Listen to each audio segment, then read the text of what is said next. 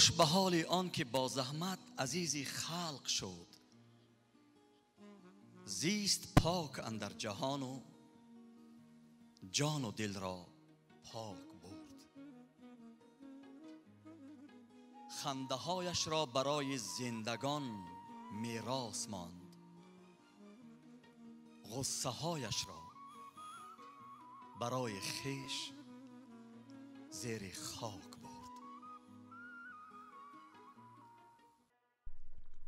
20 марти соли 1941 деҳаи давлатшоёни мавзеи Кангурти бостонӣ. садои гирияи кӯдак хонадони Усто Раҷабро саршори сурур намуд. гирияи тифл муждаи наврӯзро меовард. ба фарзандашон волидайн Убайдулло ном гузоштанд. ҳам авлоди модарӣ ва ҳам авлоди падарии Убайдулло аҳли фазлу китобдор буданд. шарафи таҳсил дар шаҳри Бухоро ба фарзонамардони ин ду дудмон насиб гардида буд. бобоям яъне ки падари модарам муфтӣ буданд ки 35 сол дар Бухоро таҳсил карда буданд ва аз ҳамунҷа муҳру васиқа гирифта омаданд. муҳраш то ҳамин наздикиҳо вақте ки падарам зинда буд, муҳраш дар дасти падарам буд. зиндагии гуворое дошт Усто Раҷаб бо пайвандонаш. ҳамсараш зани солиҳа, бонуи хушахлоқ ва кайвонаи пурҳунар буду саводи навиштану хонданро низ дошт. дар он айём танҳо бонувоне савод доштанд ки ашрофзода буданд. модарам бештар акнун гӯем ки адабӣ гап мезадан хато намешад. дар ҷои мо гӯспанд мегӯянд, лекин модарам гӯсфанд мегуфт. ана равған. дар бародари калоним ҳамина қабул карда наметавонист. доим модарам мегуфт ки гӯсфанд, равған. мегуфт модарам асабӣ мешуд ки бача мегуфт, вале калон шав баъд мефаҳмӣ гӯсфанд гуфтам дар кор аст, равған гуфтам дар кор аст. яъне он чизое ки дар китоб навишта шудааст. соли 1949 модари Убайдулло ба бемории сил гирифтор шуд. дар бемористон бистариаш карданд. ҳар ҳафта 2 бор 3 бор хӯрок мебурдем барои модар. духтуро намемонданд ки наздик шавем. дар хаёлам ҳаст ки аз ҳамон ғалладоншон якчанд дона қанди сафеди он вақто поксагӣ буд. ҳамун шикастагӣ буд, аз санқати чиқади шикастагӣ буд. аз ҳамон якчанд дона қанда гирифтан ман ба доданд ки бача ин ширина не ман намехӯрам, ин бурае, ин кимчия гуфтам мел ҳамона дар назар доштам ки баъд гуфтам хӯрдам ки ширин анамо ман ширини қанд дидам. мутаассифона касали авҷ гирифту он кас аз олам гузаштан. ман ёди модар бештар мекунам, чунки модара кам дидам. даврони лоуболи кӯдакӣ барои Убайдулло баробари фавти модар ба поён расид. тарбияи фарзандони Усто Раҷабро ҳамсари наваш ба дӯш гирифт. модарандар зани солиҳае буду ба фарзандони ҳамсараш ҳамчун модари ҳақиқӣ муомила мекард ва маҳз ӯ роҳи фардои Убайдуллоро муайян намуд.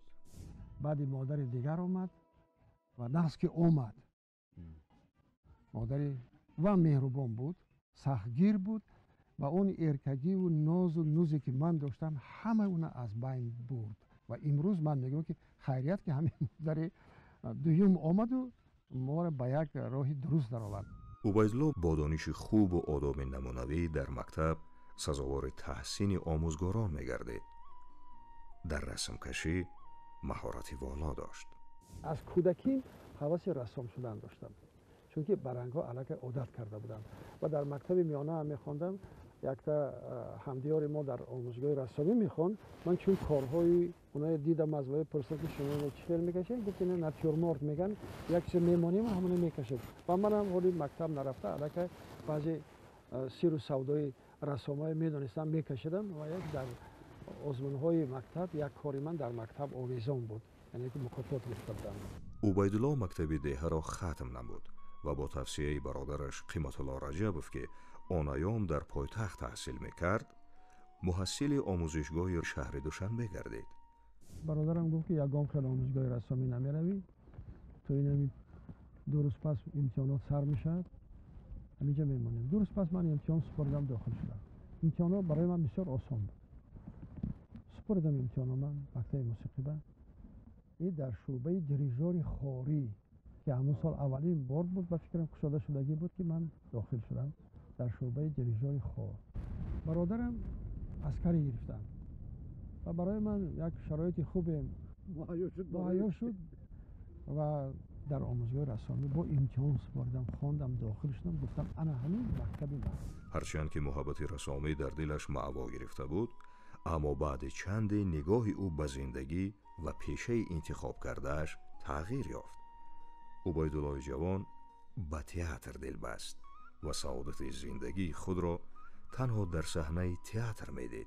سال 1959 با تشبث کارگردان مشهور شوروی، سرکارگردان تئاتر دولتی اکادمی دراموی به نام ابوالقاسم لاهوتی، یفیم ایسایویچ میتلمن استودیوی مهارت اکتیاری تأسیس یافت و کارگردان با گذراندن امتحان شاگردان را قبول میکرد.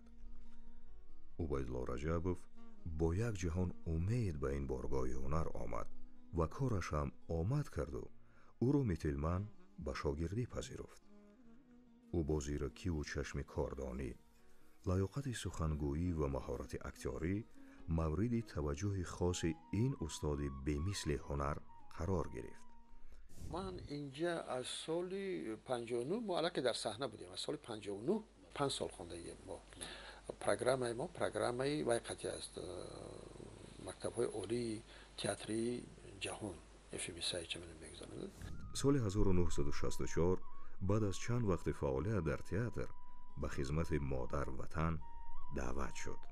هنگام ادای خدمت حربی هم از عالم ایجاد کنار نرفت.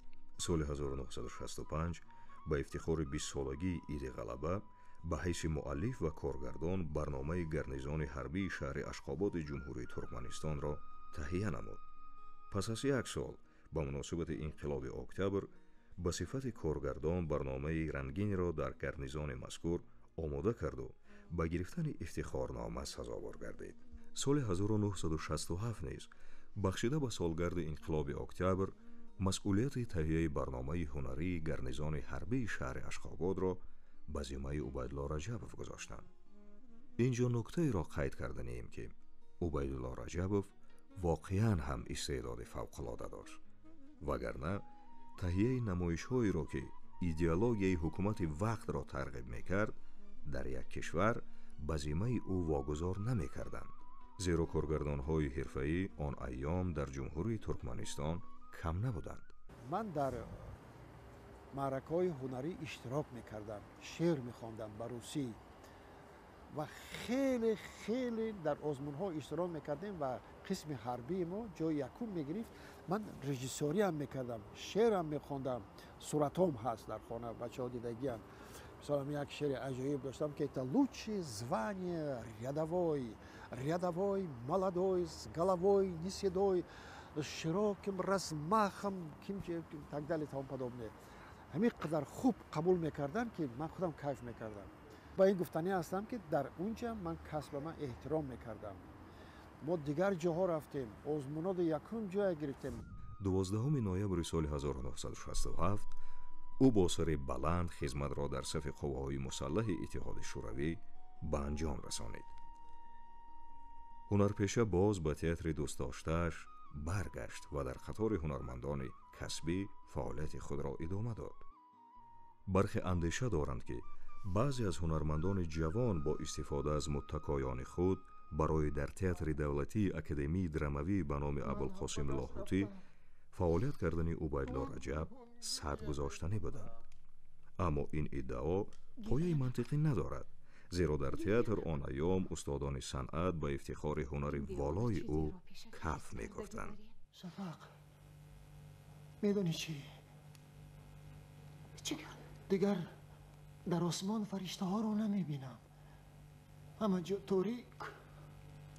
روشن می شود، صبر کن، روشن می شود. من در تئاتر دو مادر داشتم. مادر اساسی مثل توفا اپا بودن، توفا فاضلova بودن و بعد مادر دیگر هم مشرفه قاسمova که در نمایشی جان مادر کن مادری من بازی میکردن و گمان میکنن که مادری صمیمی بوده. اینقدر مادری صمیمی من باور کنید مادر خودم اینقدر وای نکردم، محبت نکردم، چقدر که مشرفه بود. عبیدالله رجب در بین هنرپیشه‌های جوان رقیب نداشت. وقتی که به صحنه می برآمد ما هنرمندا هم مخلص می شدیم و هم تماشابین. من در دست شخصیت‌های خیلی شناخته و ورزیده این تئاتر آموختم، افتخار میکنم که من تربیت دیده همین تئاتر هستم. هر کجا که روم من فلسفه همین تئاتر بیان میکنم، تربیت همین تئاتر بیان میکنم. سال 1968 با فرمان وزارت فرهنگ تاجیکستان برای از نو برقرار شدن تئاتر موسیقی مضحکوی شهر کولاب او را به کار فرستادند. در تئاتر مذکور 2 سال فعالیت نمود و در ظرف 2 سال توانست که با جلب هنرمندان کسبی سطح و صفت نمایش‌های تئاتری را بلند بردارد. سلامت خوبیل و میسر امین و منوره امین و خواهرش رحمان قل با چند کسی دیگر من دعوت کردم که تئاتر عبور شد. وقتی که من اینجا رو کردم، من از همه‌تان منت دارم. تشکر. از همین روز اعتباراً کارمان اوج میگیرد. ماه می سال 1970 تئاتر دولتی اکادمی دراموی به نام ابوالقاسم لاهوتی باز عبیدالله رجب را به آغوش گرفت و صحنه مبارک این تئاتر جولانگاه هنرش شد. در تئاتر با استادان صحنه محمد جان قاسموف، اصلی برهانوف، تحفه فاضل و حاجی قل رحمت اللهیف، صافیه تویبای و محمود جان واحدوف و دیگران رابطه بسیار نزدیک داشت و درک مهارت و استعداد آنها برای عبیدالله جوان یک مکتب پرمحتوای ایجادی گردید. استاد عبیدالله رجب از صحنه تئاتر دوست داشته‌اش با نردبان استعداد به معراج شهرت رسید. این چه گفتاری است که به زبان می‌آرید مخدوم؟ گستاخی هم حد دارد. غضب ما را نیارید. استادی من که من از بسیار چای آموختم این حاجی قل رحمت الله. من در تئاتر همون وقت می‌دیدم یگانه اکتوری بودن که همون فاصله های اینقدر زیبا تحمل میکردن، اینقدر زیبا پس سر میکردن که من کیف میکردم. دوام دهنده نسل اساسگزاران این تئاتر این عبیدالله رجبوف بود که وی قیام شده همراه نسل میانه، نسل دوم، سوم و اساسگزارها در صحنه نقش می آفرید. مهارت عبیدالله رجب از یک نمایش تا نمایش دیگر، از یک نقش تا نقش دیگر صیقل می‌خورد و او با آفریدن نقش‌های گوناگون در نمایش‌های مؤلفان وطنی و جهانی همیشه به تحسین و آفرین تماشابینان سزاوار می‌شد. هنر والای هنرمند از چشم کارگردان‌های ساحه سینما هم دور نماند. او را برای نقش آفری به سینما دعوت کردند. هم در تئاتر و هم در سینما همه نقش‌های استاد عبیدالله رجب طبیعی بدون ساخته‌کاری می‌برآمدند. به نظر چنین می‌نماید که او نقش را نبازیده است، بلکه در نقش حیات به سر برده است. شما خودتون عربی رو میفهمید پسر؟ من در شعبه شرق شناسی اونیورسیت میخونم. بسیار بسیار. من کجایش را غلط خوندم؟ شما گفتید که بیبی رحمت اکا با همه آفرین. این تماما غلط است که آخر. خوش درستش چه خیلی می شده است از شما شنویم پسر؟ درستش بی رحمت کیا و الحمر راهمین می شود. من چه خیلی خوندم پسر؟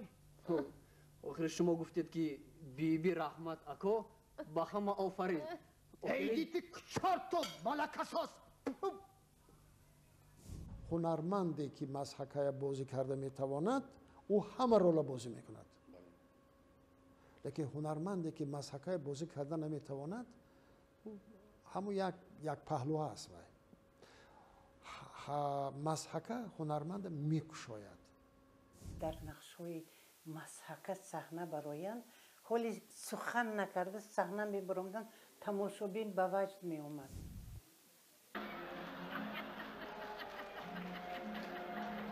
در تئاتر و سینما تا استاد عبیدالله رجب هم هنرمندان حجم‌نگار بودند، اما حجم حرفه‌ای در عالم هنر چندان درخشان نبود. وقتی که در این سمت هنر عبیدالله رجب را با دیگر همکسبانش قیاس میکنیم، عیان میگردد که هنرپیشه با ویژگی‌های خاص نقش‌آفری خود فرق میکند. واقعاً او در اجرای نقش‌های هجوی ذوق خاصی داشت که امروز نیز بی‌نظیر است. عبیدالله رجب با کمال مهارت نقش می‌آفرید، مردم را خوشحال می‌کرد، ولی برای یک مراتبه خندانیدن راحت را به اختیار فراموشی می‌سپارید و بارها از خود می‌گذشت و می‌گریست. اماکس من از است سلامت است. چه خدمت؟ اماک جان راست بگم اخلاص کردن از شما اومده. نقش کردید. بعد چند مدت که گرده ها غم می‌کرد. عذاب می‌داد. نه من از گرده منم پوپک جواری است. الان مرحمت اینا همه آب جوش به میاندازید. پگاهی هم یک سکن من امروزی هم بگاهی هم یک سکن نمیشه نقض میشه. چند آدم آمدن گرده هاشون خرید پوستگی بود درست دارن.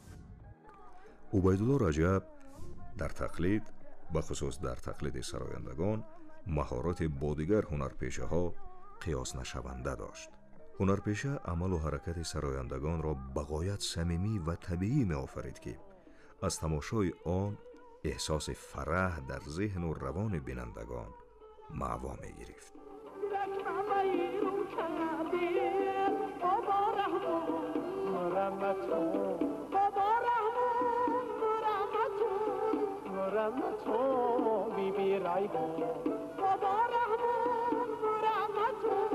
عبیدالله رجب از حجم‌نگاران تاجیک یکی از اولین و شاید یگانه باشد که مثل عبید زاکانی یا زادورنوف و پترسیان به حجم اندیشه یعنی تفکر انتلکتوالی اساس گذاشت.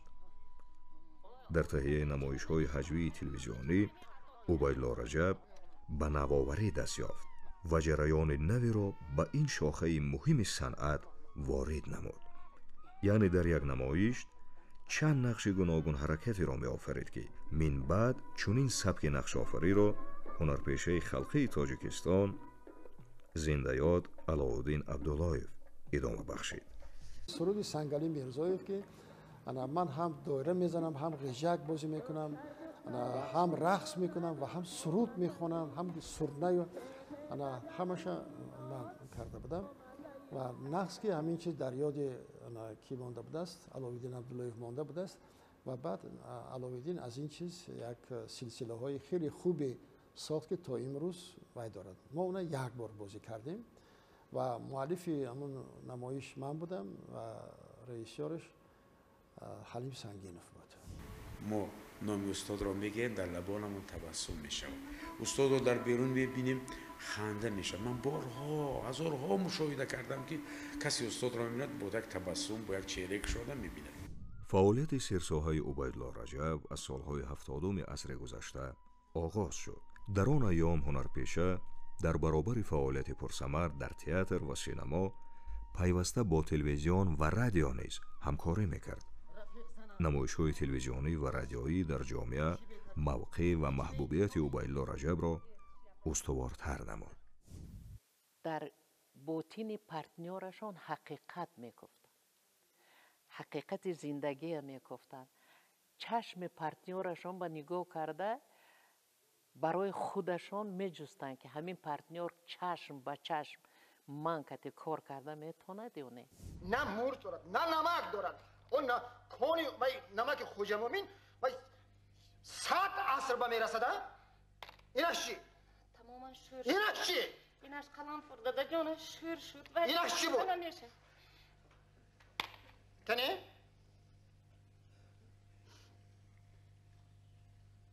کم نمک کردم، کم نمک. اون نمکش این شور کو.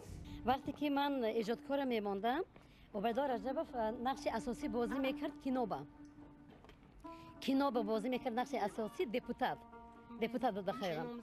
نامزد. البته همون نامزد نمیدونم که اسفره بود میسیام که شکل کنی بودم بود میگوجا بود همین طرف شمال بود. از همونجا هر روز می آمد نزد من اکو وقتی ماهون از ساعت 2 تا 5 تلویزیون کارش هم بخیر از 2 تا 5 همین ساعت 2 و پریده می آمد نزد من می بردم و ابیکتون با سیومکا می کردم با سمالیات قطعی و ماشین قطعی گسیل میکنم با میراست که فقط دیر نماند.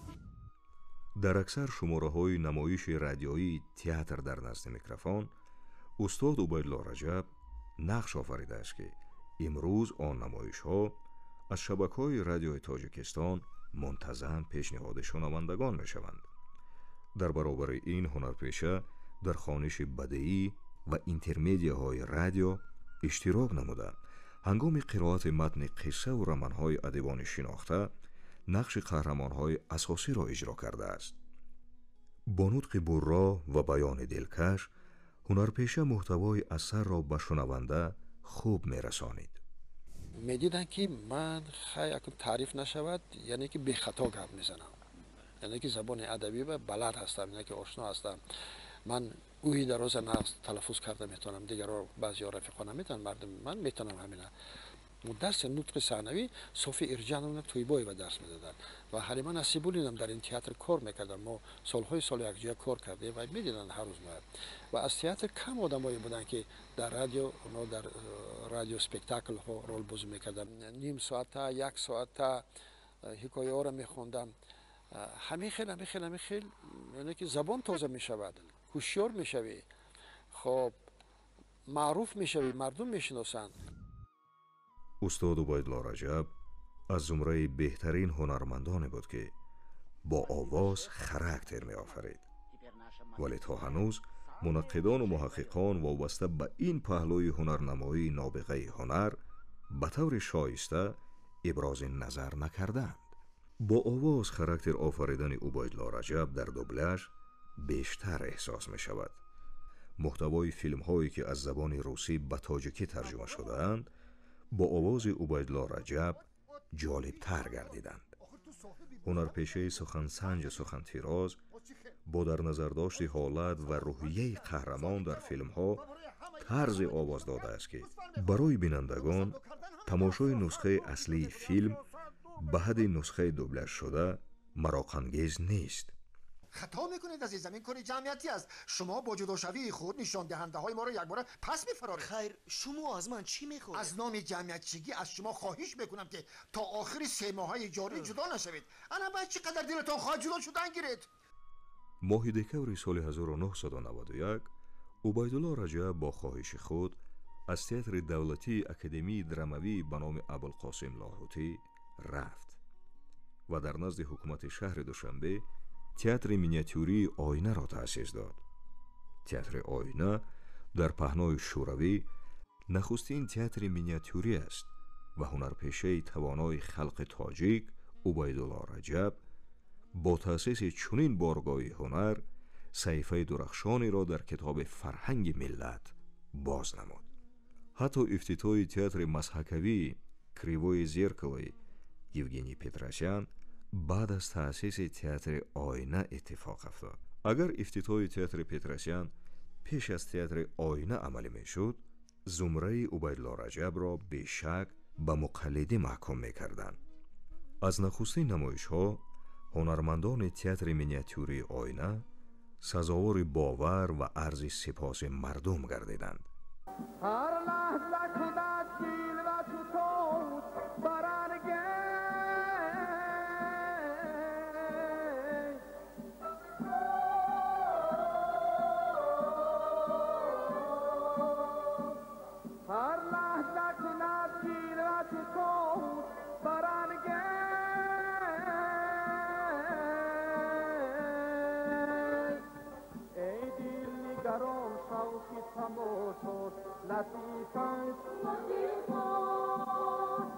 نیکولین، ارکادی رایکین، بعد پسری ارکادی رایکین، یا اینکه خزانوف، وینکور، همه اینها برای ما خودش درس بود. عبیدالله رجب به یگان کسی اونها مانند نبود. به یگان کسی اونها تقلید هم نمیکرد. سال 2000 عبیدالله رجب رئیس کمیته تلویزیون و رادیوی نزد حکومت جمهوری تاجیکستان انتخاب شد. در زمان راهبری او برنامه‌های تلویزیونی و رادیویی از لحاظ مضمون و ماهیت تشکل یافتند. ما سفر ایران داشتیم و من با رئیس کمیته تلویزیون ایران هم صحبت شدم، در مجلسشان اشتراک داشتم که همه راهبران کمیته اشتراک داشتن. وقت سفیر ما رمضان ظریفویچ بودن، اون کس هم اشتراک داشتم و من از رئیس کمیته لاریجانی بود. من گفتم که آقای لاریجانی، ما امروز به کمک شما احتیاج داریم. من نزد شما، نزدی مثال خویش و تبارام آمدم. امروز شما به ما کمک رسانید. در حقیقت وزین بود. گفت چی کنم؟ من گفتم که به من دوربین در کار، به من برای اخبارمون روشنایی در کار، پدسویت که برای اخبار وی کردن. خب خیلی طلبات‌های زیادی من پیشنهاد کردم که کسیت در کار، دیسک در کار برای وی بردن و هم همین نویش تبسم کردن، خیلی خوشحال تبسم خوشحال کردن. چشم و من همچنین یک نشانه محبت و صمیمیت به لاریجانی جامه پوشاندم، میانشان بستم، جامعه تاجیکی، روی مال میانبند تاجیکی و در سرشان توپی تاقی موندم. تاقی. بعد اون کس گفتن که عبیدالله این چیه؟ این کلاه یا تاقی؟ من نمیدونستم که این چی بود، ولی حس کردم که اینجا کیم چی گپی هست و من گفتم که تاقی هستین. تاقی؟ من گفتم که بله تاقی. خب خیر، گفتن خیر، یعنی خیر است. بعد من از یک کس پرسیدم که چی گفت؟ خیریت که شما کلاه نگفتید. که اون کلاه یعنی که یک نشانه بدی بوده است، نشانه بد بوده است. و من همین احتیاط کرده گفتم که این واسه. و بعد چند روز من از آقای لاریجانی گفتم که آنچه که شما در مجلس من گفتم اجرا میشه، چشم. و یک روز یا 2 روز دیگه بر رفتن ما ماندگی بود. پرزیدنت مملکت ما قبول کرد و از این گروه 5 نفر بودیم. من شخص پنجم بودم. در حضورشون هر یکی مهمانای پرسیدن که کارهای شما در کدام سطح هست، کاری شما در کدام سطح هست، کاری شما. و از منم پرسیدن که آقای عبیدالله کاری شما در کدام سطح هست؟ و من گفتم که در سطح چشم جناب عالی. یعنی چی؟ من گفتم هر چی که من خواهش کردم چشم گفتند و خلاص. بعد تبسم کردن خیلی یک پیدا شد.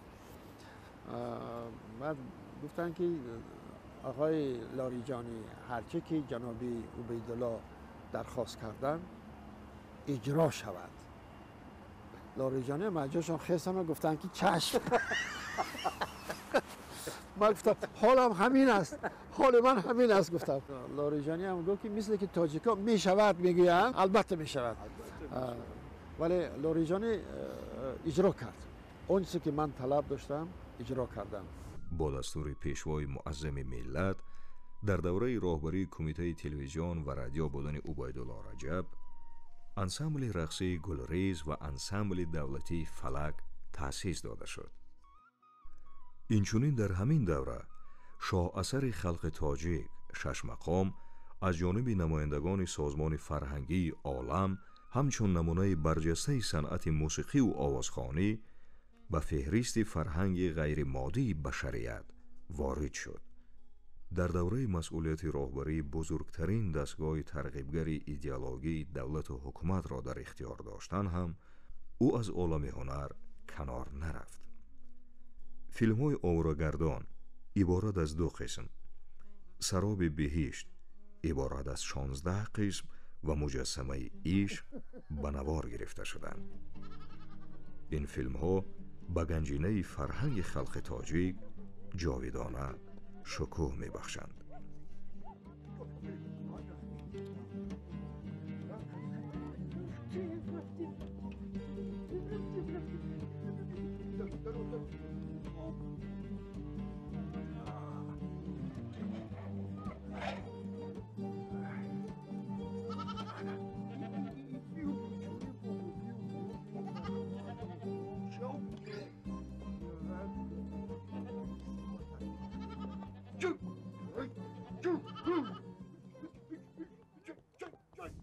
باید بگوییم که سال 1982 عبیدالله رجب شعبه کارگردانی دانشکده دولتی فرهنگ و صنعت تاجیکستان به نام میرزا ترسونزاده را غایبانه ختم کرد. هنرپیشه در زمینه مشاهده کاری و آموزش پیوسته به صفت کارگردان مهارت خود را صیقل داد. نمایش شورش واسه را به افتخار 100 سالگی شورش واسه به صحنه گذاشت. منقدان و تئاترشناسان به هنر والای او و طرز پیشنهاد نمایش بهای بلند دادند. عبیدالله رجب به حیث کارگردان و مؤلف با هنرمندان انسمبل بدیعی دوستی کلخاز به نام لنین سابق ناحیه قمسنگیر امروزه ناحیه جیهون برنامه هنری را تهیه نموده در فستیوال آزمون بین المللی انسامبل های فولکلوری و اتنوگرافی کشورهای کاسار در شهر زاکپین جمهوری خلقی پولشا صاحب شاه جایزه گردید. این مردم خیستن، قرصک زدن، اینقدر زیبا این کرتهای چکن دیدن، این رقص و بازی دیدن. ما قریب 80 تا 70 تا سوزنی ها برده بودیم، همش از سوزنی ساخته بودم. و کردن بعد اونجا یک تا فولکلورشناس بسیار مشهوری لهستان است، پولش است، رامان رایفوس و اینقدر تاجیکستان را نقض میدانسته است. ما جای یکم گرفتیم، صاحب تبرچه تیلو شدیم.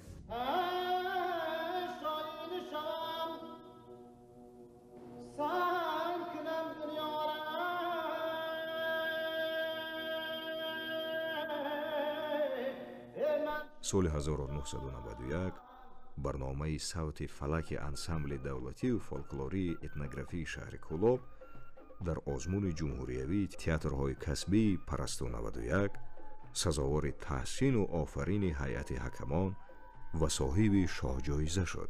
در تهیه برنامه مذکور عبیدالله رجب به صفت مؤلف، تهیه‌گر و رسام سهم گرفت.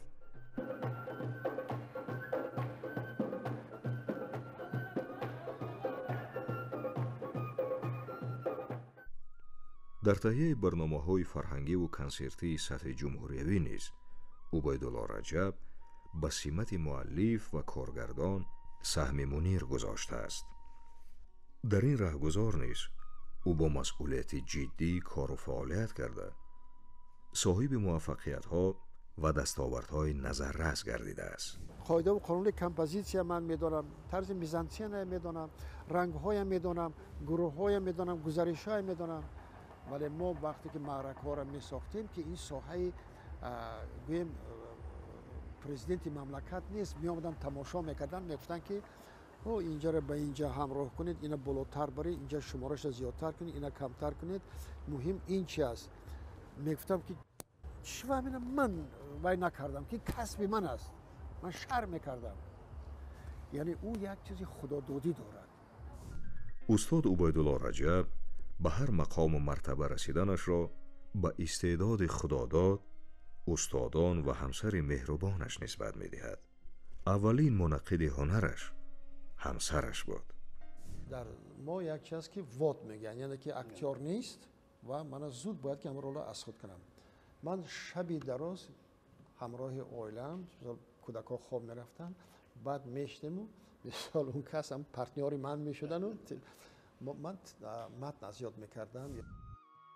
عبیدالله رجب صاحب 4 فرزند گردید که امروز با کسب و کار گوناگون بار زندگی را میکشند. شهزاد راه قبلگاهش را ادامه میدهد. او همچون کارگردان چشم کاردان و هنرپیشه صاحب لیاقت در عالم تئاتر و سینما اعتراف گردیده است. من باید در تاخگی یک الهامم بیاید. نمیشه شما وقتا گیرین روی خبر نرسونه. 1 ایول سال 2021 مرغ روح هنرپیشه خلقی تاجیکستان برنده جایزه دولتی تاجیکستان به نام ابو عبدالله رودکی، دارنده آردن ستاره پرزیدنت و آردن دوستی عبیدالله رجب از خاکدان ازل به سمای ابد بال کشاد. از مرگ باید ترسید؟ هیچ وقت از مرگ نباید ترسید. چرا؟ چون که ما هممون میدونیم که یک روز نه یک روز مرگ فرا میرسد. داد زدم. عبیدالله گفت همسایه ها آمدن چه گپ شد ما گفتم همه خیلی دوستی نزدیک ما گم کردم. او رفت، اما سفر به بازگشت او نشان پیروزی مرگ نیست. استاد عبیدالله رجب به مرگ پیش از ترک کالبد نمودن جان غالب آمده بود، همان طوری که رستم داستان قبل از تسلیم جان شغاد را مغلوب کرد. نام و یاد استاد عبیدالله رجب با شرافت خرد ازلی، استعداد والا و هنر اصیل در صحیفه کتاب ملت با خط زرین ثبت شد.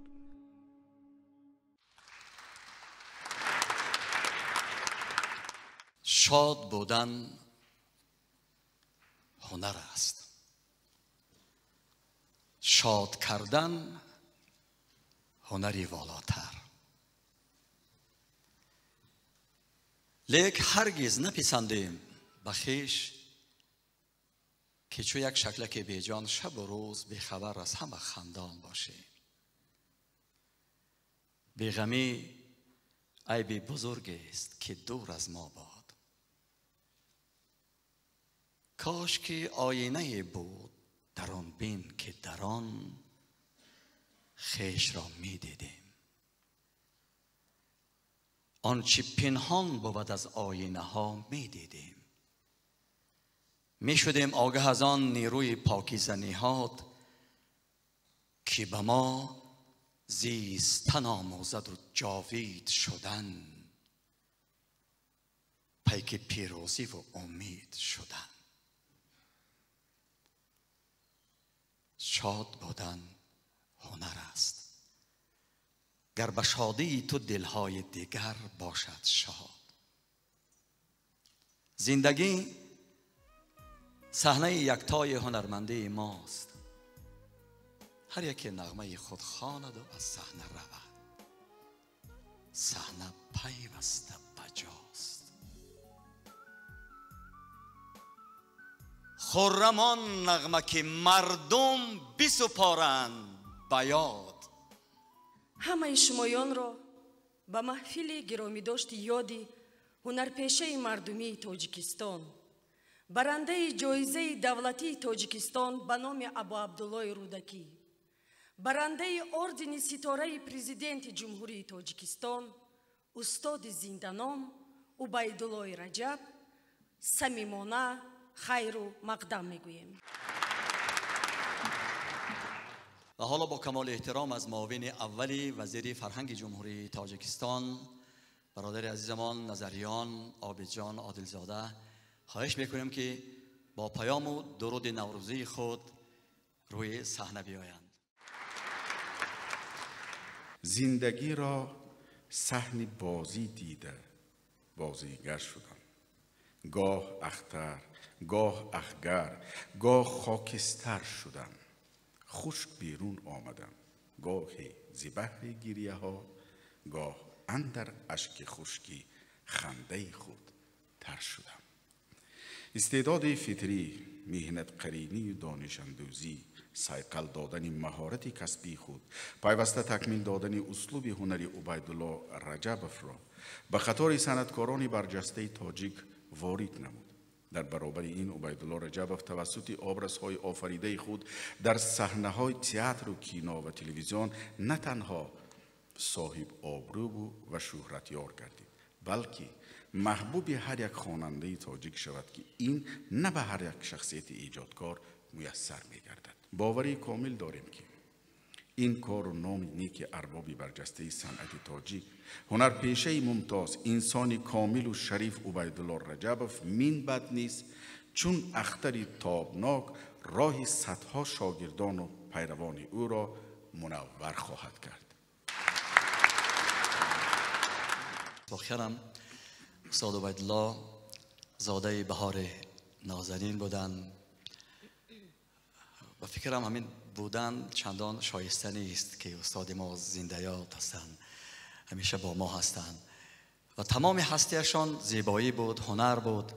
برای همین در دامن این نوروز و بهار یاد این هنرمند توانا، این از بهترین عنعنات و سنت‌های جشن اجدادی ماست. از آن شکر که با اهتمام، با همت دوستان، برادران، شخصیت‌های سخاوتمند، جوانمرد کتاب با عنوان عبیدالله رجب تهیه شده است و حالا برای معرفی این کتاب بسیار ارزشمند از شاعر دوستی عزیزمان معاون وزیر فرهنگ جمهوری تاجیکستان دولت سفر، برادران ارجمند و گرامی برادران عبدیوف ها و دوست و برادر بسیار عزیز ما رحمان علی میرزا علی، خواهش میکنم که روی صحنه بیاید. این ارمانی دل استاد عبیدالله رجب بودند و در وقتی زنده بودنشون، در حیات بودنشون این کتاب تهیه کرده بودند.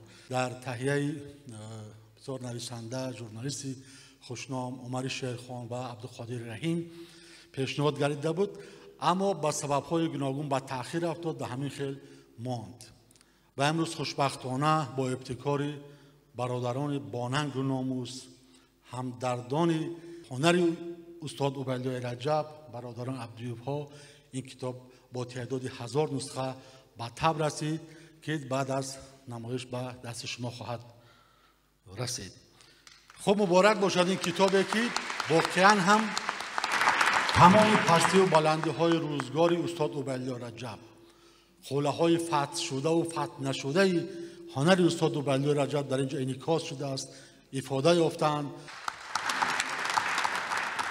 دوستان گرامی، واقعا این کتاب یک مژده نیک بهاری است، یک ارمغان خوبی است در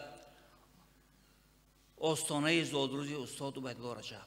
استاد عبیدالله رجب محبوب همگان بودند، هنرمندی بودند که در تمام گوشه و کنار تاجیکستان ایشون را همه یکسان دوست می داشتند. تئاتر این منم و من تئاترم، همش در آمیختگی. عبیدالله رجب. با کمال احترام از دکتر علم‌های سنت‌شناسی پروفسور استاد اسدی نظام خواهش میکنم که بیاین در این مورد مختصر یک صحبت داشته باشند. هنرمند معروف عبیدالله رجب زمانی برای صحنه آمد که اکثری گفته ها و دیدنی ها و نصیحت ها و سپارش ها به قالب تبدیل یافته بودند و او این شخصیت توانای فرهنگ قالب شکن شد. قالب شکنی عبیدالله رجب در آن بود که او توانست تنها خودش با استفاده ژانر مینیاتور توجه خنده آمیز مردم را به سوی دردهای جامعه روان سازد.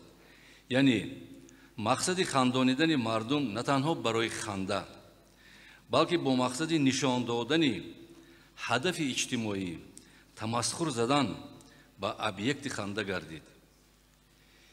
چه از جهت هنری صحنوی و چه از جهت جسارت شخصی و انتلکتوالی این کاری آسان نبود.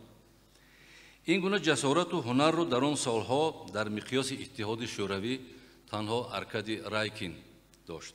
او گویا به دست جامعه آینه میداد. بینید، اندیشه نمایید، خلاصه برارید.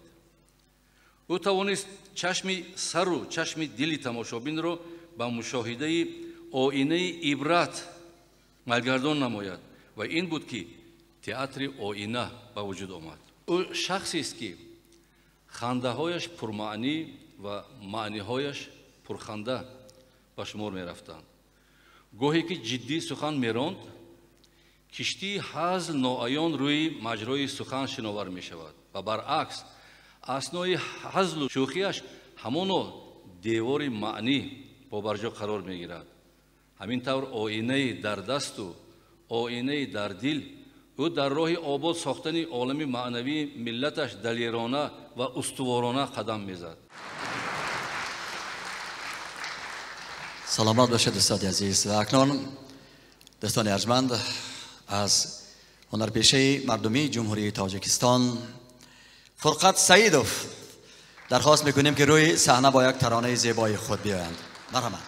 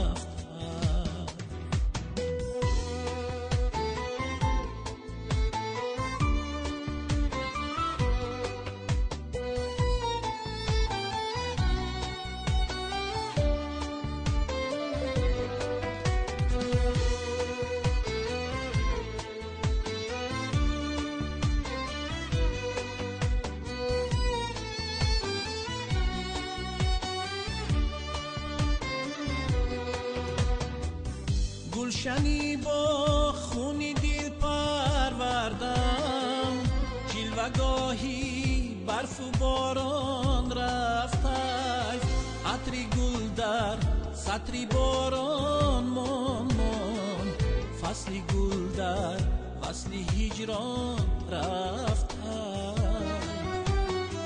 عطری گل در سطری باران مان، فصلی گل در فصلی هجران رفت.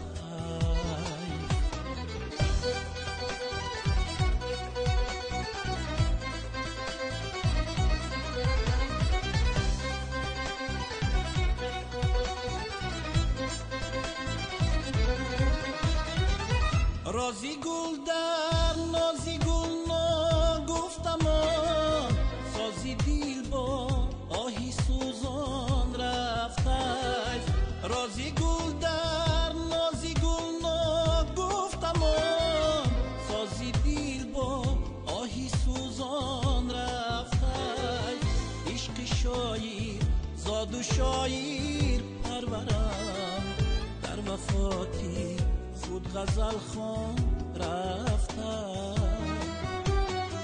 عشق شایر زاد و شایر پرورم، در وفاتی خود غزل خوان رفته.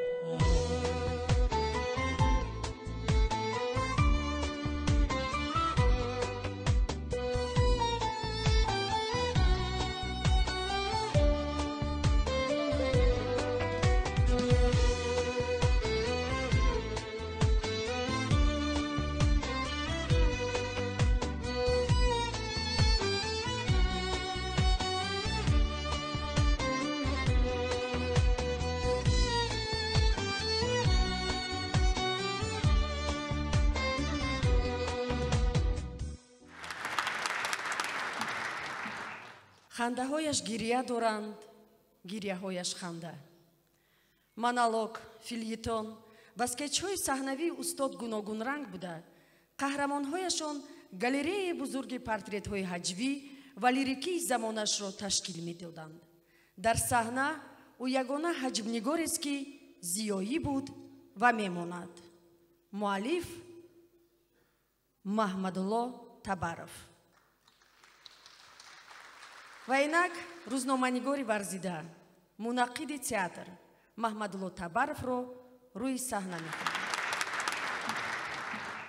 در تمام دوره ها هنرپیشه ها زیاد بودند، هنروران هم کم نبودند، اما شخصیت ها یکچین بودند، شخصیت ها یک پیدا می شدند و ولی محض همین گونه شخصیت ها تحولات های عظیم را، تحولات های زیادی را در هنر به وجود می آوردند. استاد از زمره اون کمترین شخصیت های بودند که نور استعدادشون، همون هستیشون نه تنها به تماشاگر بلکه به خود هنر نیز خیلی تاثیر رسانده است. استاد به جوهر هنر خیلی اهمیت جدی میدادند. تقلید به هنر استاد عموما نزدیکی نداشت. استاد بعض اشتریخ ها رو میگرفتند و می آفریدند. استاد دشمن تقلید بودند، انا طرفداری ایجاد. و باز هم برمیگردیم به شخصیتشون. حجم نابسته از اون که خنده را به وجود می آورد به بیشتری مردم معقول است، اما دشمنان زیاد نیز دارد.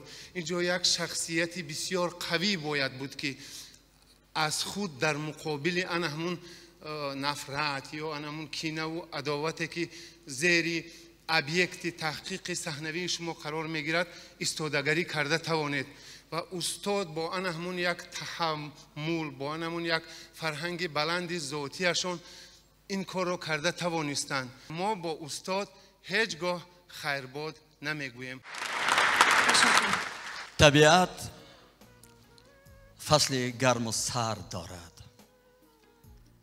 طبیعت فصل گرم و سرد دارد، چمن گلهای سرخ و زرد دارد. چه میدانند به دلهای دنیا که هر یک خنده ما درد دارد.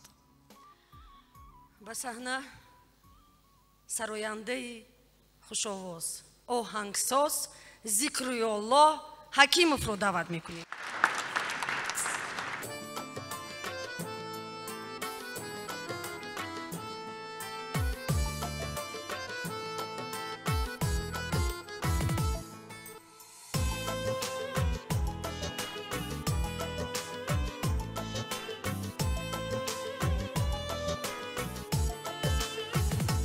خدا مرا به فراقی تو مبتلا نکند، نصیبی دشمنی ما را نصیبی ما نکند. خدا مرا به فراقی تو مبتلا نکند، نصیبی دشمنی ما را نصیبی ما نکند. زی آدمی به جهان نام نک ماند و بس، با مهر کوش که دنیا با کس وفا نکند. دنیا دنیا دنیای پرغوغا، دنیا دنیا پر شور و پر سودا، دنیا دنیا دنیای پرغوغا، دنیا دنیا پر شور و پر سودا.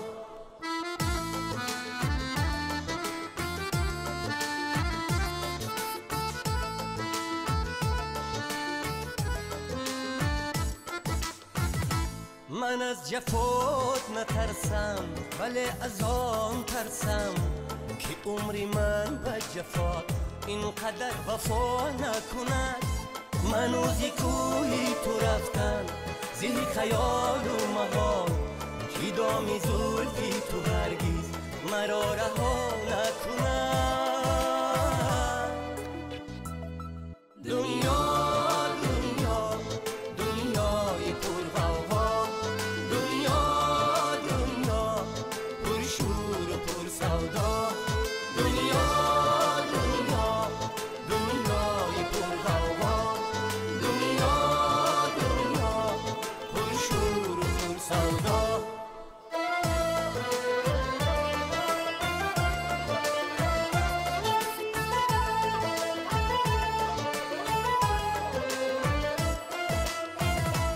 حبیب خواری من خواست بر مرادی رقیب، خدا مرادی دلی هر کسی روا نکند. ادیب این همه دیلگر سوز و آهو مباش که سوز و آهی تو تاثیر در قضا نکند خدا مرا به فراقی تو مبتلا نکند نصیب دشمنی ما را نصیب ما نکند خدا مرا به فراقی تو مبتلا نکند نصیب دشمنی ما را نصیب ما نکند ز آدمی به جهان نام نیک ماند و بس به مهر کوش که دنیا به کس وفا نکند یا دنیا دنیا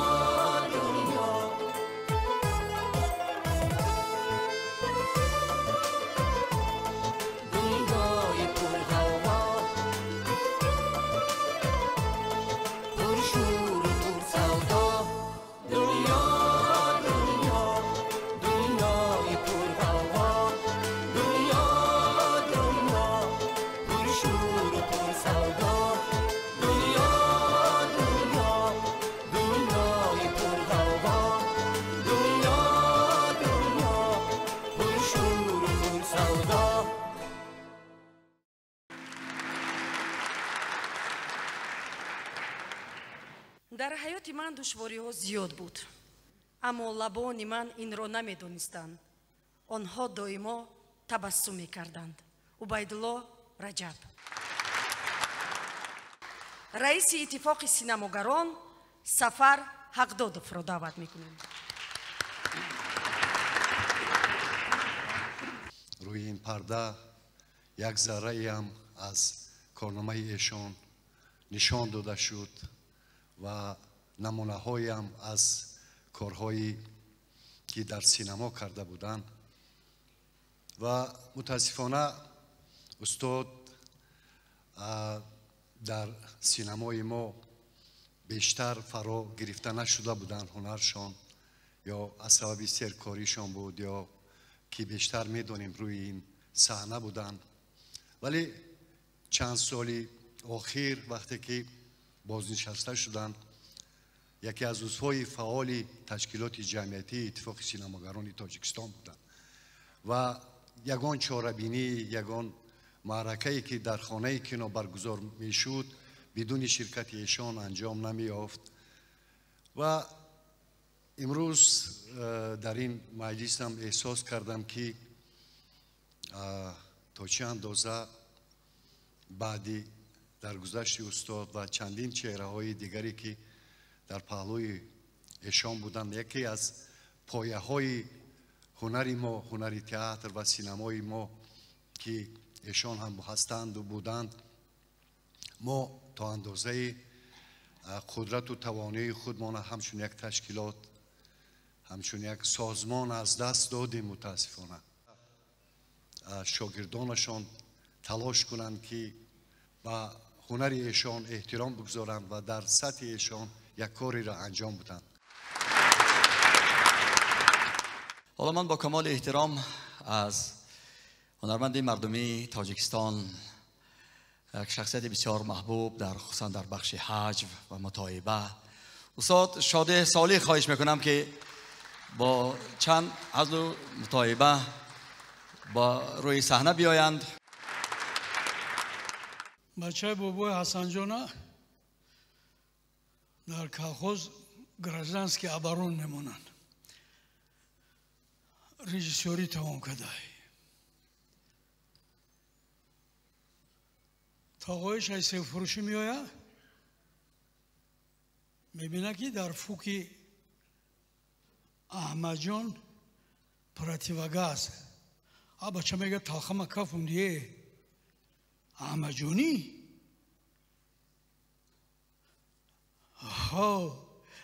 манам тоғои ҷун муборак шава шунидем ана вазифа гирифтай гражданский оборон шидай гӯш кӯ яке ҷанг панг шава истаро менӣ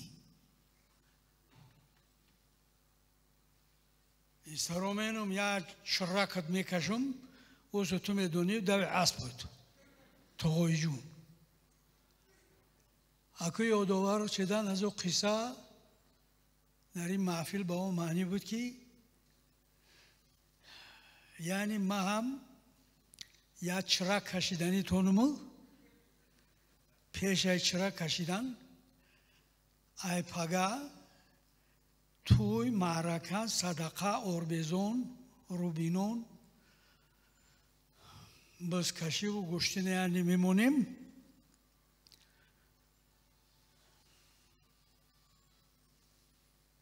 انا بعد فارتوکو رو میبندیم جویکوی پخته رو میگذاریم پلان بود میکنیم عهده‌داری را بود چی پوپ کردی اگرانو گپوی ما معقول نیسته نه معقول نباشه بگو معقول نیسته دینا میگه که منا دارو بتی پارو بتی سلارکا بتی بنزین بتی کی میتاد ما بودم و خودت بجنب معلومات اولی داری این مستقلی دیگه بتی نداره بجنب داره بجنبی نخری نجنبی مرکب چوبی نه قمچی میکنی اون همه عبیدالله رجب همین مستقلی را اما و شما خوبتر فهمیده این هزاری و هزاری و هزاری نگیر میگه همین دنگل 3000 بگه تمام اگه نمیدونم مستقلی چی قیدش یا انا دوی بابوی اودنا گرفتش که نه هزارش میتن نه 3000 تئاترش اوینا نام دوره و 3 نقطه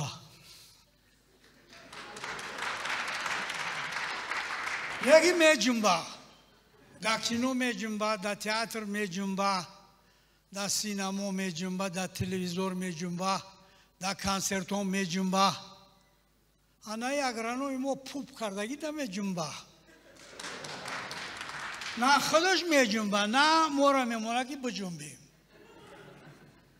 اینا به چند سال شد پای هم میگم ای مردک خوب اوخی معلومات اولی داری وظیفه داری معاش میگیری در پشت همو تپای دلونه کارتوشکا بکورین اوجا رئیس بابا توشکا نمیشوه میگه چوه نمیشوه عبیدالله رجب یا تربچه لمی را با پوفاکی 5 تومه بردور کرد هر یا تربوزشی دانه خاص بوره سبو قند بوره شیرین بچهش در پشت تئاتر اوینا یک ماه تربوزی پوفاکچو فروخت اگه چوه نمیشیده و بجنب آخه نجنبی نمیشوه نجنبی ریزیشکا نمیشوه کارشکا اصول آخه همین زمینوی مورا اینه میگه پوفاکی پوچا تای خوک در تیرامو 3 پوفاکی دم کردگی بگی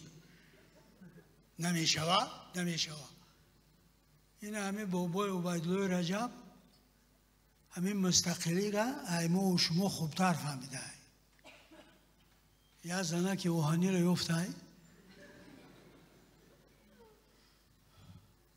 سوزش کده مراسو کده با اونو خربزه مردان به پول نکاشو کده اکر نمیدونم انا عجب نه که باید 10-15 گلک آهنی هم داشته باشه همه زنکانه و بچه ها مردکا گوش کنیده در همین شب و روز همین زنک آهنی خوب نیسته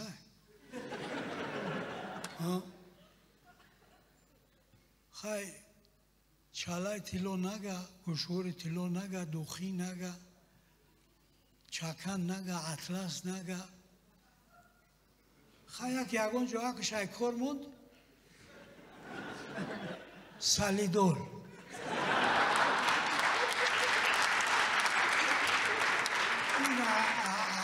همی تمی شکیش گایکش تومیتی بخبگاه با همه مرده که عبیدالله رجب یک پودا بیوره سلیوت گوجوشو بردایی 2 هفته نه خط نه خبر نه عبیدالله نه ایوزانکو اکو کیرا کجا برده یا در کجا سلیوت کده ایشا پروردگار دا او بالا و ما دا ای کلپو ندانیم دیگه هیچ کن نمیدونه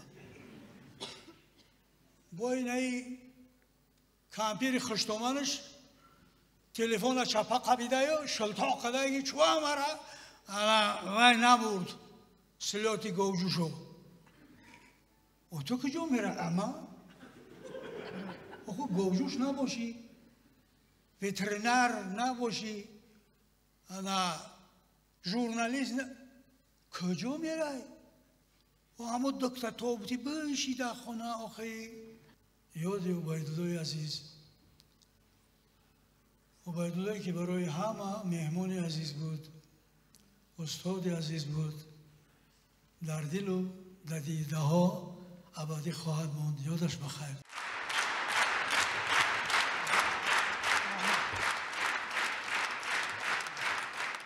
پروانه شمع هنر تا که خود هم شمع محفل مانده ای نو به نو با نقش های زنده نقش ها در صحنه دل مانده ای هنرپیشه مردمی تاجیکستان افضلشاه شادیев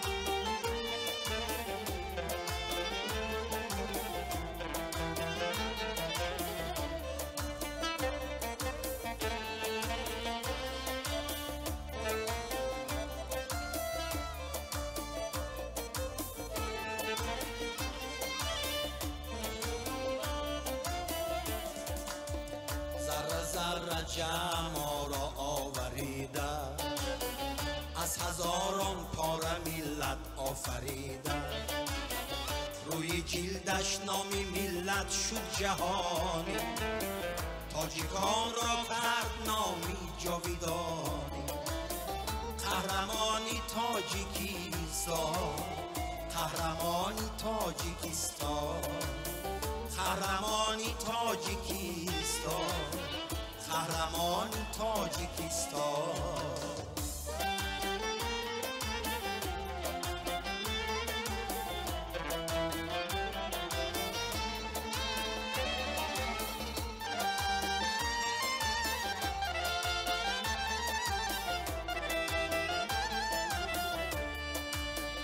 از خیرت آراسته روح و روان را تاج بر سر کرد از نو تاجیکان را چون غمی تاجیک غمهای جهان خود نامی تاجیک را به پهنای جهان بود قهرمانی تاجیکستان قهرمانی تاجیکستان قهرمانی تاجیکستان قهرمانی تاجیکستان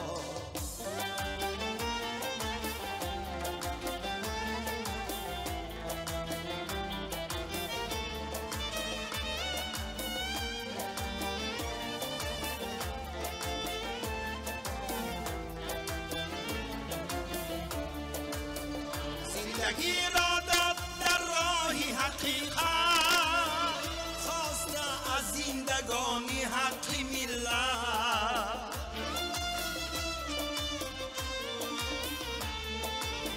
بهر ملک و ملتش بگذشت از جان تا بیماند جاویدان تاجیکستان بهر ملک و ملتش میگذشت از جا تا بماند جاویدان تاجیکستان قهرمانی تاجیکستان قهرمانی تاجیکستان قهرمانی تاجیکستان قهرمانی تاجیکستان قهرمانی تاجیکستان.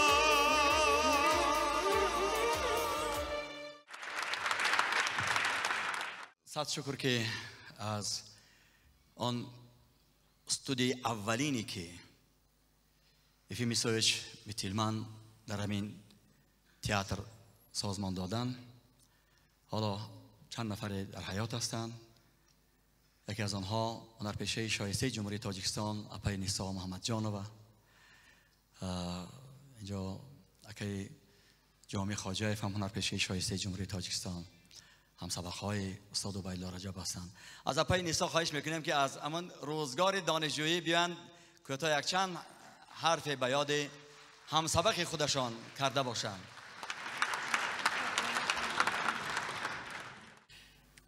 عبیدالله رجبов برای من مثلا مثل برادرم بود.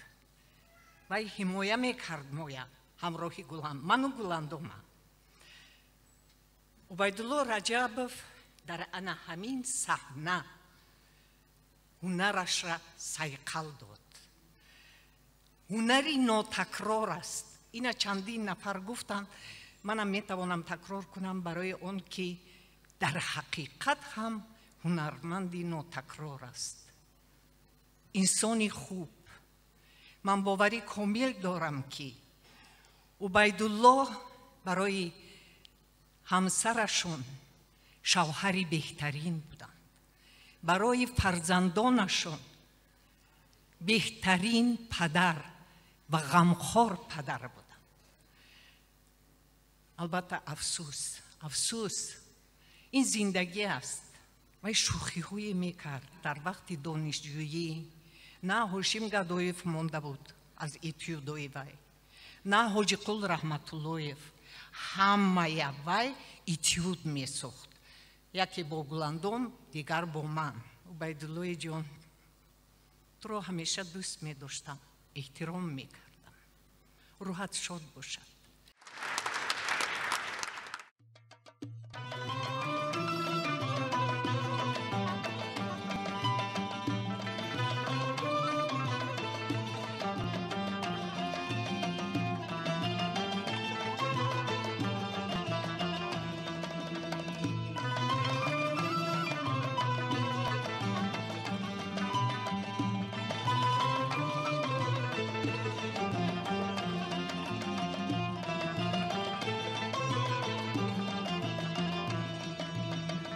جهان را در صداقت آزمودم من، رهی خود را به زحمت ها کشودم من، هر آنچه کیش بینمودم درودم من، همه روز و شبی خود را سرودم من، پشیمان نیستم از عمری پالیدم، با پیری میرسم از پیش بالیدم، با پیری میرسم از پیش بالیدم.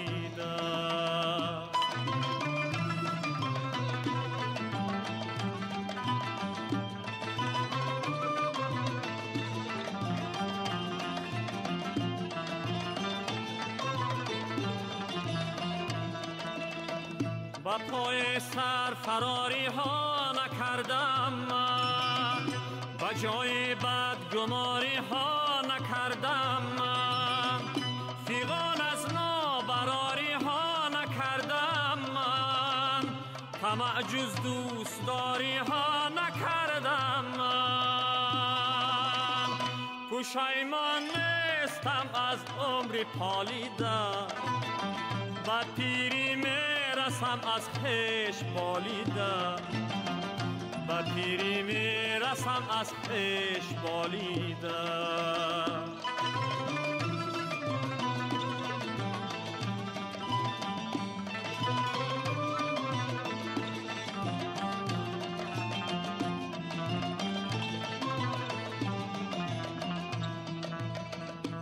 هنر بود پایه سنگی ثباتی من، عذابی صحنه سرجویی نشاطی من، نبودی ناجوان مردی بذاتی من، فتوت بود معنی حیاتی من.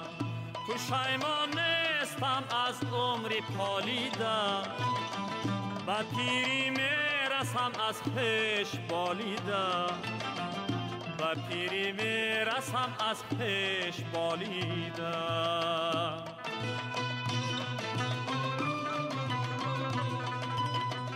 دلم را آفتابی در سفر دیدم، تمامی عمر را رنگی سحر دیدم، اگر چنده که عمری یک شرر دیدم، جهان را عرصه مردی هنر دیدم.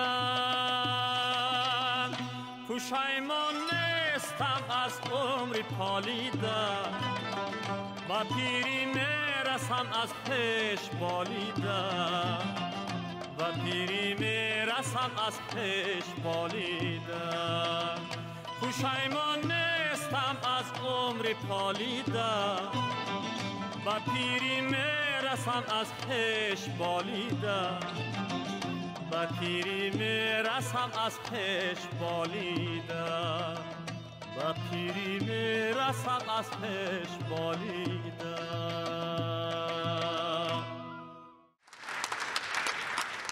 مرد نمیرد به مرگ، مرگ از او نام جوست. نام چو جاوید شد، مردنش آسان کجاست؟ استاد جانبک اسراریان با استاد زنده‌نام ما دوست و برادر بودن، هم فکر بودن و من در وصف استاد بهترین کتاب که خواندم با قلم استاد جانبک اسراریان نوشته شده است.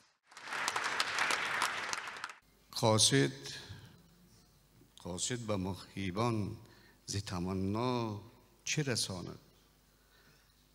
آینه بیارید که دیدار نویسند. اگر این اصلا به خاطر آن گفته می شود که بزرگان با همدیگر آینه می فرستادن پیچانده تا بکشایند و چهره همدیگر در اونجا نصب شود. ولی دیگر استاد عبیدالله را ما نمیتوانیم که در این تالار ببینیم، تنها خاطره اش یاد میکنیم و آن هنری بزرگی که داشتن. این کتابی که امروز رونمایی می شود، من همانم که مرا دیده و کف کوفته عنوان دارد و کتاب از دو قسمت عبارت است. قسمت یکم داستان به درازی رهی اشک، آنچه که من عبیدالله رجب را دیدم و همان را نوشتم. یعنی از نظر من کیست عبیدالله رجب؟ قسمت دوم عبیدالله رجب به این مشکلات جامعه و زندگی ما چی نظر دارد؟ و قسمت دوم کتاب همین است. بزرگی استاد همین بود که موقع خاصه خودش در زندگی داشتن، در صحنه داشتن و همانجا. ولی این پاره هستمگی از زندگی نامه استاد عبیدالله رجب. در رادیو ما 26 گفتار آماده کردیم که یک جزء خردی زندگی نامه شان است. در همین تالار شهزاد شاهد است، ما 7 ساعت نشستیم و ثبت تلویزیونی داشتیم که آنها نیز محفوظ است. کاش چو فواره ها گریه من روز زند، از قفس سینه دل نعره یاهو زند. پیلکی به هم آمده راه خیال تو را، آب زند از دو چشم بزمیجه جارو زند. خنده در خاطری دیده من ماندد، سیل کند اشک را برده با آموز زند. به تو شبی صحنه را روز کجا می کند؟ به تو شبی صحنه را روز کجا می کند؟ نور فکن خیش را گرچه به 6 سو زند. نزد دل صاف تو چشم خجالت کشد. نزد دل صاف تو چشم خجالت کشد. پیش بزرگی تو کوه به زانو زند. حافظی محبوب و معروف عزت شریفی.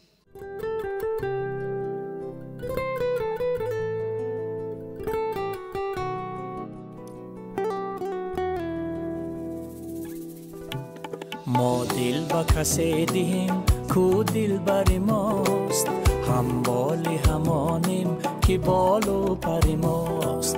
ما دل با کسی دهیم کو دل بر ماست، همبال همانیم که بال و پر ماست. در شیب و فراز عمر چون سایه و تن، در شیب و فراز عمر چون سایه و تن. ما در بری آن کسیم کو در بری ماست، ما در بری آن کسیم کو در بری ماست. ما دل به کسی دهیم کو دل بری ماست، هم بال همانیم که بال و پر ماست. ما دل به کسی دهیم کو دل بری ماست، هم بال همانیم که بال و پر ماست.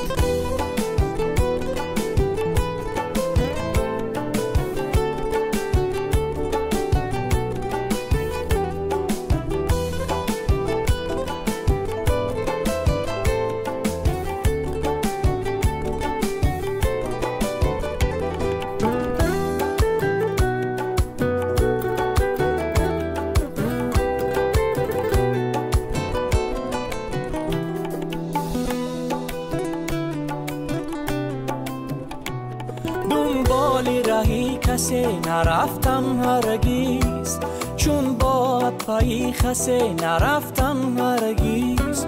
دنبال رهی کسی نرفتم هرگیز، چون باد پای کسی نرفتم هرگیز. 100 بار در این خانه ای دل بشکستم، 100 بار در این خانه ای دل بشکستم. پشتی در اینا کسی نرفتم هرگیز. ما دل با کسی دهیم کو دل بر ماست، هم بال همانیم که بال و پر ماست. ما دل با کسی دهیم کو دل بر ماست، هم بال همانیم که بال و پر ماست. در شیب و فراز عمر چون سایه و تن، در شیب و فراز عمر چون سایه و تن.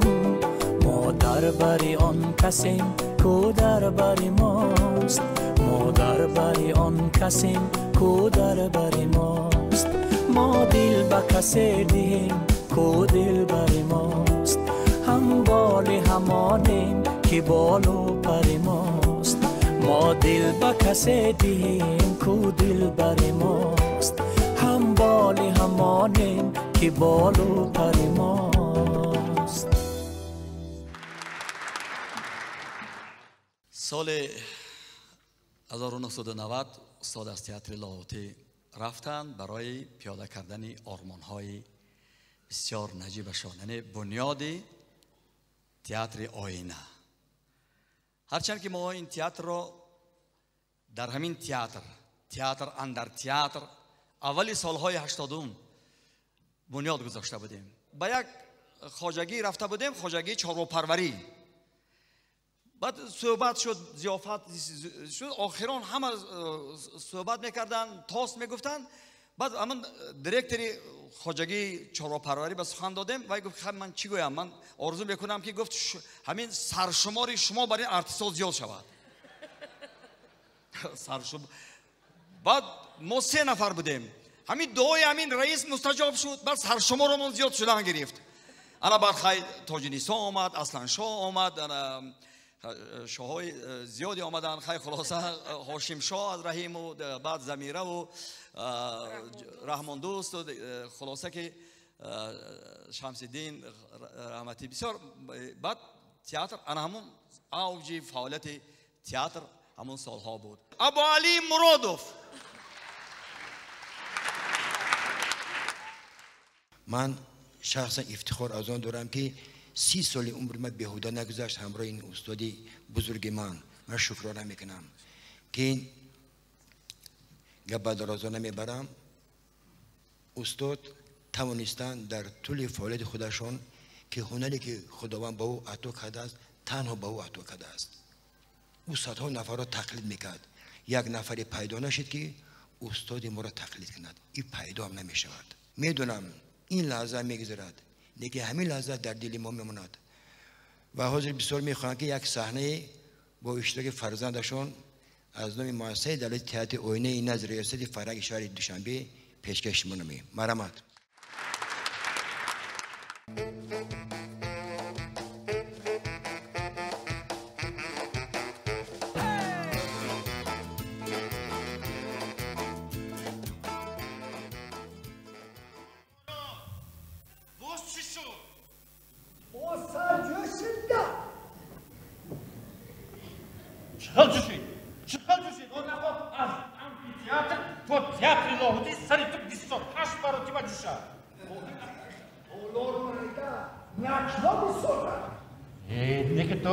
تو نمیفهمی این نقش ها برای خودم نه، برای سلام.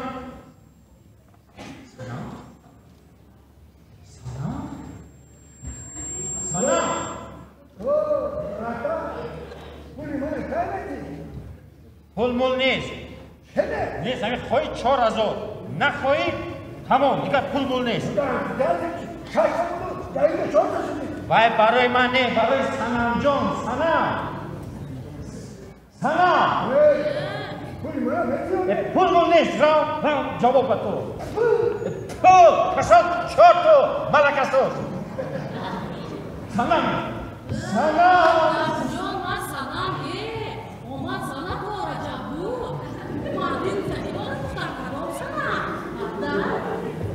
این چه؟ همین مانتو ها؟ وای مانتو خونه کو؟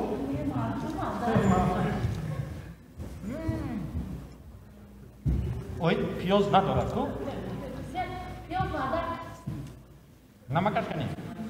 نمکش کنی رفیق مادر تمام شما و زندگی ما کردار نشده، اما ما خودمون میدونیم. رفیق زنک دیروز رفیق گربه یک پیاله قایماق رو پاکیزه خورده است. انا این عیب شما رفیق زنک. از این معلوم می شود که شما به همگی نظر خلوقی میکنید.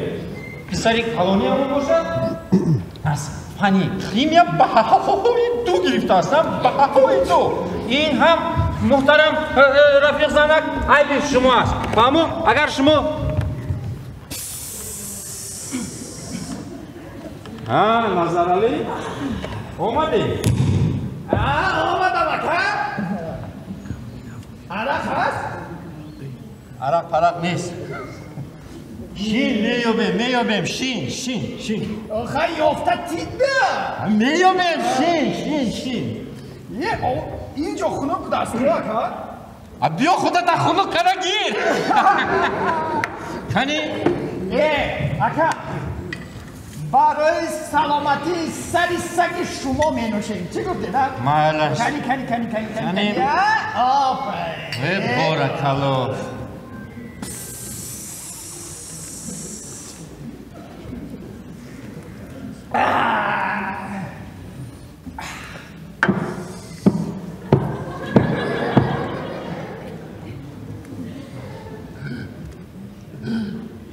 اکا با شما چی شد اکا؟ دکتر اکا دیلشون اکا دیلشون دیوی کلید خودمون کو؟ از شما دقت نشه به یگان چیزی این باید برای دیر من هم دکتر باشم هم تفسیر میدم. گوشت مرغ با پوستش بسیار کمک میرسوند. اگر همین سر و سمنش کم از شما استعمال کنید این انشالله دلتون نرم میشود. همین مرغ شما همراه پوستش به مرغ و پوستای مرغای خانه من مونم. ها همین تمام فابریکای همین جمهوری همش از خانه شما میبر اومد از ده ها؟ الو لبا استاد گپ نداشت ممکن است باشه بگذارم مرغ گیرید مرغ شما رو کمیسم استاد کمیسم میاد استاد شما 5 دقیقه همون من الان برام اومدم بیشتر معلش خوب شد باشه بیشتر ممکن است کمیسم میاد کمیسم میاد گوش کن روید کمیسم باشه ما اصلا بیشتر اما فهمیدم تمام روید معلش بده بگوش بده بگوش همون باز شما باز همون هزار او یک بار 3000 گوید گفته بودم 3000 من دیگر سوری نماد تایید کردم اما گفته که غیر کنکورسی بابای بستان یک مصرع از اولش میخونی یک مصرع از آخرش فهمو؟ باید تو را بیارم خود یا که هم به طور خوندن گیرید خواهم نیستم حالی نخوندی میروم امشب تو را بیدار خواهم کرد و رفت بسیار خوب وادی هجران گروی گلزار خواهم کرد و رفت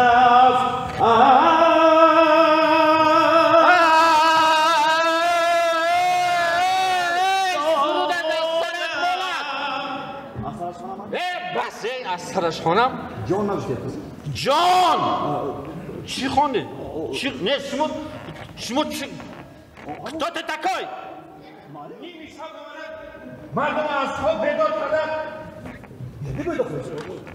الو اما می اما سلام بیرم اما این مایام روید تمام پس دومه اما این مایام مالش الو اما ترکار چند نمک چی؟ اما این مایون همون دهان بوده گیره در گوشت بود گوشت بوده گیره در این علیم جان گفتگی آوردی ها؟ آوردم همین ها؟ علیم جان این سخت بود؟ خوشقربای علیم جان رینگی نه علیم جان رینگی نه شکندم علیم جان این چی؟ خوشقرکه گپشو نگردونید این زنی آهنی چه آهنی؟ علامت خان همه زنگ بزنم علامت خان رقم یک علیم جان حاضر عصر 21 عصر نوای کیبرنتیکا عصر سیلیکون عصر بوتکس عصر نوای سوداری تو باشید آهنی تمام یک از ادام رهی ایوان سیمبلوی رام یک نام شکل کنید علامت خان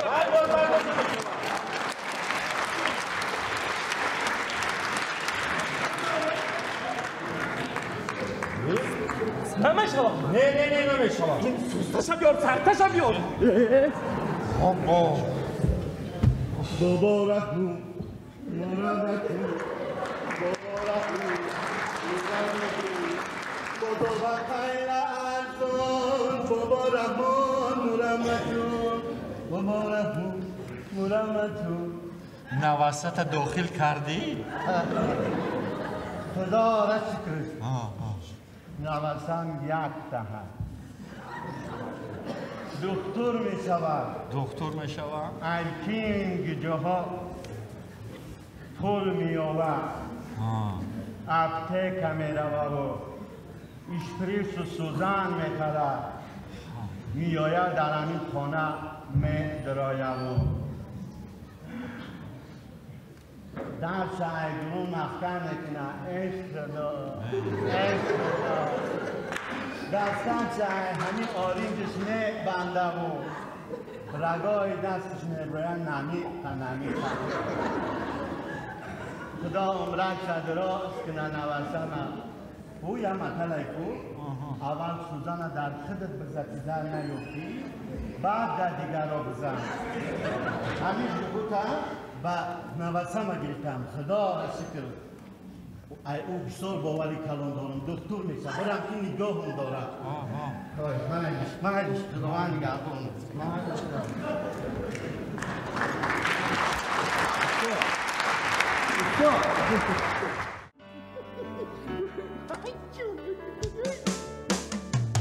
اوستادی صنعتی شهرستونی صنعتی ملتی از کدومت هر مکان زیبنده بود در حضورت بس نشاط و خنده بود از کدومت هر مکان زیبنده بود در حضورت بس نشاط و خنده بود حرفی تو حرفی سرهی با نمک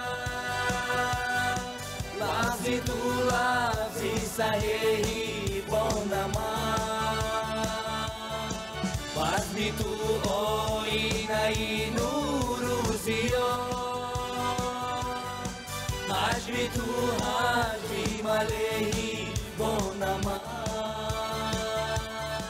حجمی تو حجمی ملهی با نمک اوستادی صنعتی شهرستونی صنعتی ملتی از کدومت هر مکان زیبنده بود در حضورت بس نشاط و خنده بود از کدومت هر مکان زیبنده بود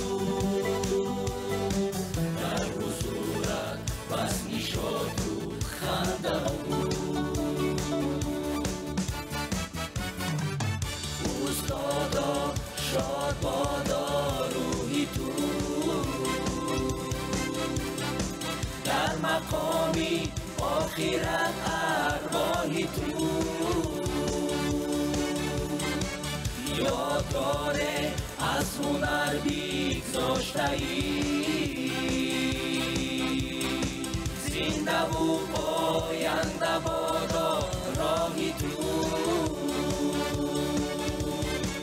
یادگاره از هنر بگذاشته‌ای زنده و پاینده بادا راهی تو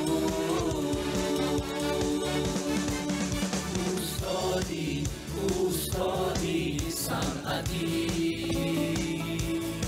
شهرستونی صنعتی ملتی از کدومت هر مکان زیبنده بود در حضورت بس نشاط و خنده بود از کدومت هر مکان زیبنده بود در حضورت بس نشاط و خنده بود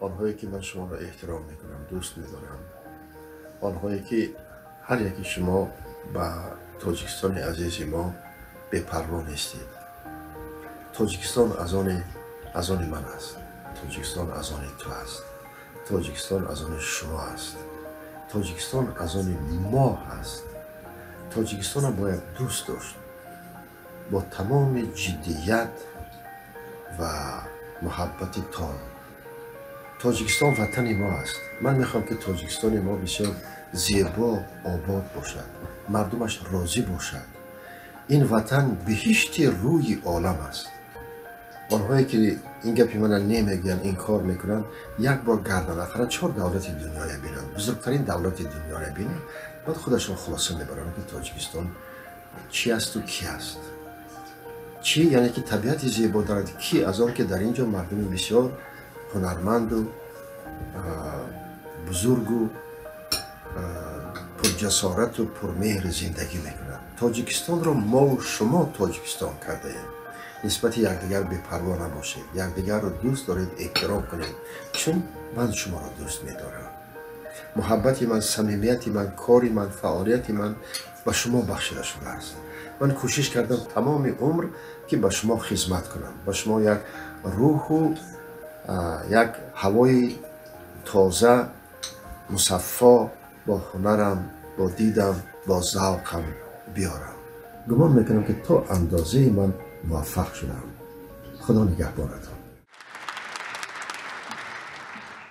هرگز نمیرد آن که دلش زنده شد به عشق، ثبت است بر جریده عالم دوام ما. خوش به حال استاد زنده‌نام ما. نوروزتان خجسته باد عزیزان.